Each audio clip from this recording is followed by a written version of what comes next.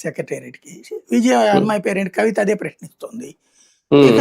ఆయన కట్టించిన దాంట్లో నేనెందుకు ఉండాలనేటువంటి పిచ్చతో వెళ్ళకపోతే అది వాళ్ళ కర్మ. ఇప్పుడు కిందటిసారి హ్మ్. జగన్ అక్కడికెళ్ళేవాడు గాదు గదా! అంతా ఇంటి దగ్గర నుంచినే అవును. పరిపాలించేవాడు.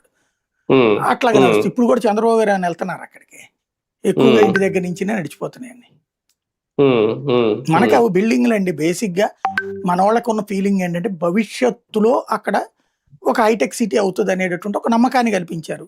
ఇప్పుడు ఒక హ్మ్. మంచి పని చేశారు అక్కడ ఇన్‌స్టిట్యూషన్స్ అన్న పెట్టడం వల్ల, ఆ అవును. చదువుకునే వాళ్ళు ఆళ్ళు ఈళ్ళు రావడం వల్ల కొంత ఫ్లోటింగ్ ఉంది.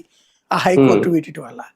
భవిష్యత్తులో ఇంకా హాస్పిటల్ అయి గూడా పెడతా ఉంటున్నారు కదా! కొంత ఫ్లోటింగ్ నడుస్తుంది టూరిజం అది పెడితే గనక. అవును. ఇప్పటికిప్పుడు పరుగులు పెట్టకపోవచ్చు కానీ, ముందు ఒక టూరిస్ట్ స్పాట్ లాగా, ఆ తర్వాత ఫ్యూచర్‌లో జాగ్రత్తగా సెట్ అయితే, ఒక హైటెక్ సిటీ లాగానో, వైజాగ్ లాగానో తయారవ్వాలన్నటువంటి కోరిక ప్రజల్లో గూడా ఉంది బలంగా. అంటే కాబట్టి నడిచిపోతుంది. ఈ 39 అంతస్తుల టవర్లు, 49 అంతస్తుల టవర్లు మాక్సిమం రూపాన్ని తీసుకొచ్చేస్తారు ఈ 3 ఏళ్లలో ఖచ్చితంగా ప్రభుత్వం. అయిపోద్ది. నాకు తెలిసి ఇప్పటికే చాలా శరవేగంగా పనులు జరుగుతున్నాయి.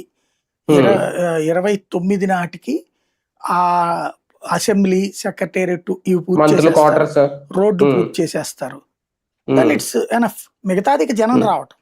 వీళ్ళకి ఆ అంతే. రైతులకు ప్లాట్‌లిస్తే వాళ్ళు అమ్ముకుంటే, హ్మ్. ఆ తర్వాత హ్మ్. అది మేమొస్తేనే డెవలప్‌మెంట్ జరుగుతదని చెప్తారు వీళ్ళు. అది ఆటోమేటిక్‌గా హ్మ్. నడుస్తది. హ్మ్. ఇంకప్పుడు మావి గనులు, జగన్ గనులు ఇయన్నీ పక్కకు పోయినట్టే.